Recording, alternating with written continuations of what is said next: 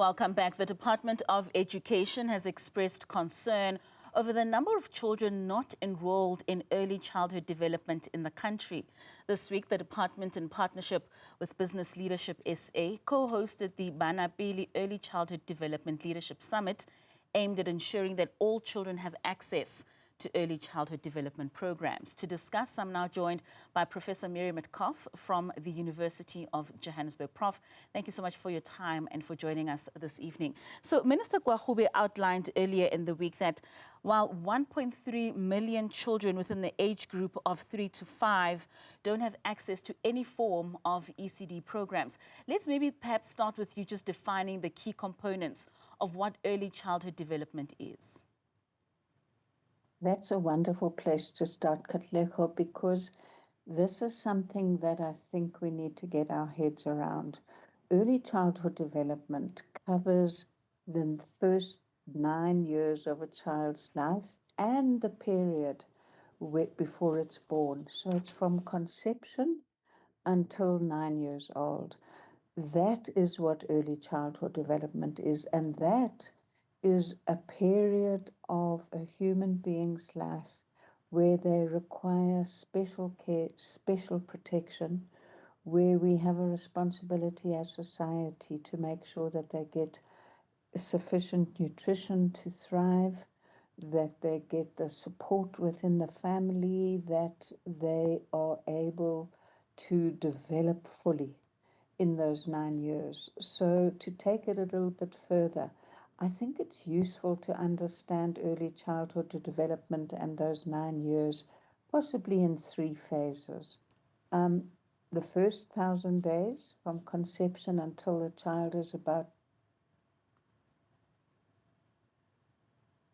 2 is the home is critical, where health, social development, nutrition, all of those components of support to families must be functioning. The second 1,000 days is often these days when people talk about ECD, they mean early childhood education centers. That is the second 1,000 days, where a child begins to move outside of the family into a social setting where they are perhaps with a day mother, perhaps in an early childhood education center, learning to interact, being stimulated in that social environment with learning. And then the third period of early childhood development is, I would say, from the time that a child starts school in grade R, which is now compulsory. So that would be from the age of 5 or 6 till about the age of 9. So there's 3 different periods. Grade R is now compulsory. Early childhood education centers are not compulsory, but the state and Minister Gwahube is leading this very strongly. We need to get more children into early childhood education centers. We need to work with communities, work with society so that more of these centers are established. They're not compulsory, but they're necessary for children. They're community-driven and led. It's often wonderful women who create these centers. Once the centers are established, and the Minister Gwahube has given us the figures for that, then the state provides a subsidy for the most vulnerable children. Not all children, but the most vulnerable children get a subsidy, and in this year's budget speech, that subsidy was increased. So, Prof, I mean, you explained just the importance of these early days in that first 9 years, but there's an issue of the disparity in terms of who has access to ECD. How do these disparities of access to quality ECD programs affect children in South Africa, especially those in our disadvantaged areas? That is exactly why Bana Pele is driving this registration campaign, because we don't have equal access to the early childhood education centers. But this is something that we need the whole of society to address. There are many entrepreneurial women who lead the development of small centers where children can come, often receive food, and certainly receive the care and stimulation. Those inequalities are across the different contexts. We see inequality in every feature of our lives, which is why the registration campaign for the early childhood education centers is directing the energies of everyone working in this campaign, particularly to the least served areas. Now, areas where perhaps let's take, for example, what we often see around our towns and cities is informal settlements where there's not established infrastructure, where there's not established water, where there's not easy access to the kind of environment that would help children thrive. That would mean that we have to reach those areas. We have to reach the most marginalized families to encourage people to take every opportunity they can to come together and establish early learning centers. Now, once you start looking at establishing early learning centers in such situations without adequate infrastructure, without adequate material, then you start also seeing the inequalities. Now that basic education has the responsibility of registering and supporting the early childhood education centers, we hope to be able to see more support for the quality of the environment within which people are coming together to ensure children are given some form of early childhood education in situations where they're safe, where they're cared for, where there's some nutrition. We have to do more to make sure that our children are cared for, that we're investing in them, that they're safe, that we deal with the scourge of malnutrition.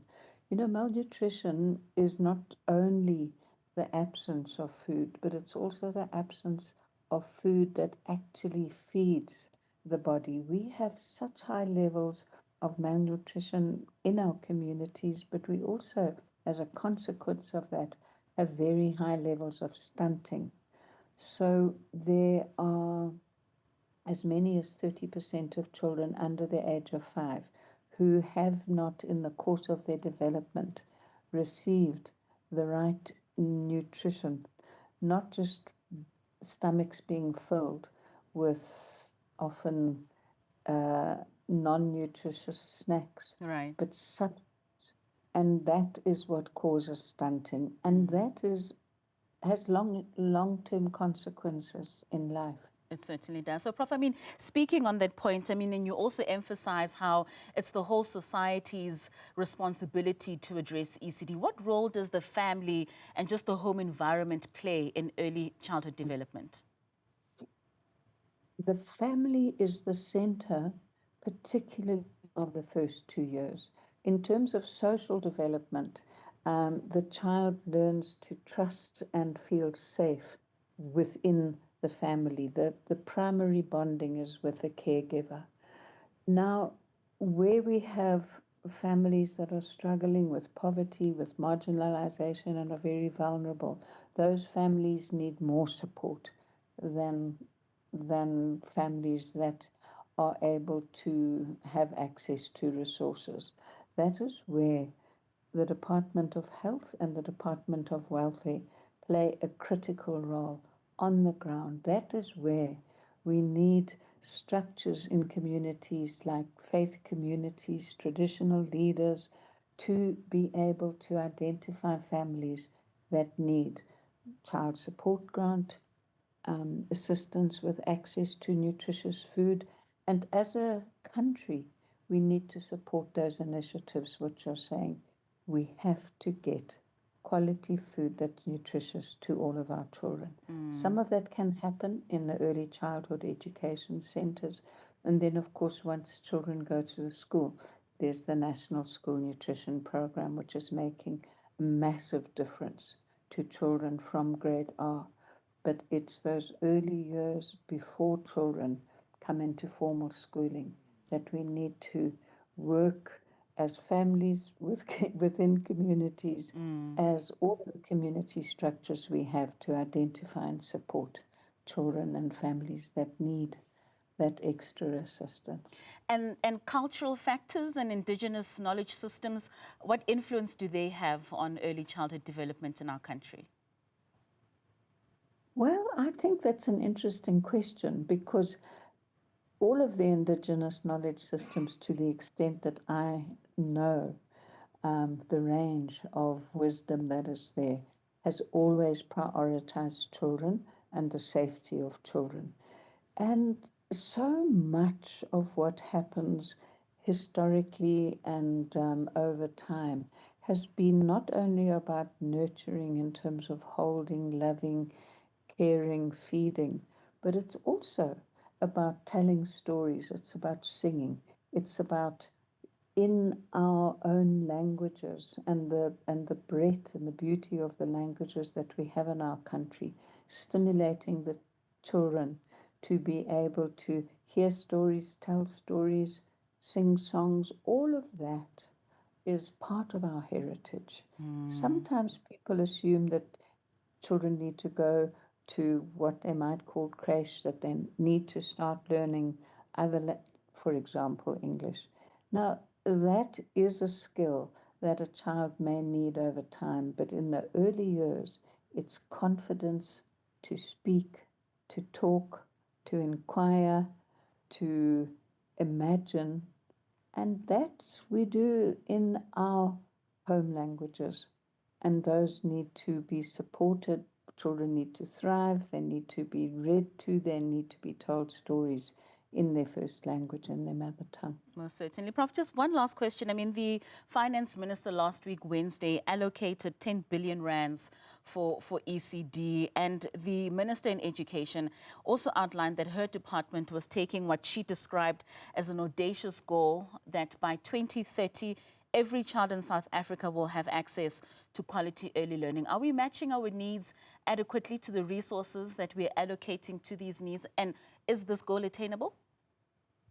Well, the resources are important, because that 10 billion that the Minister of Finance allocated does two things. It increases the daily subsidy for vulnerable children, and that is long overdue. It has been only 17 rand per child per day, which registered early childhood education centers are able to access for vulnerable children. They've increased it. The ministers increased it from 17 rand to 24 rand. But the money is also to expand the number of early childhood education centers that are registered. Now, registering an early childhood education center means that there's certain quality criteria that have to be met. And so Bana Pele is out there saying, let's get more centers registered. Let's find infrastructure in the community that can be used. Let's support the women who are charging a small amount of fees in order to be able to sustain themselves and to sustain the centers. Let's see this as a collective approach in the communities. Now, we need not only to increase the number of centers, we also need to increase the quality, and all of that requires work on the ground in communities. The DBE doesn't establish the centers, communities do. Most certainly. Women often lead this. All right, Prof, thank you so much for your time and for your insights on this conversation. That's Professor Mary Metcalfe speaking to us there about early childhood development and what steps need to be taken in South Africa in order to improve on this space.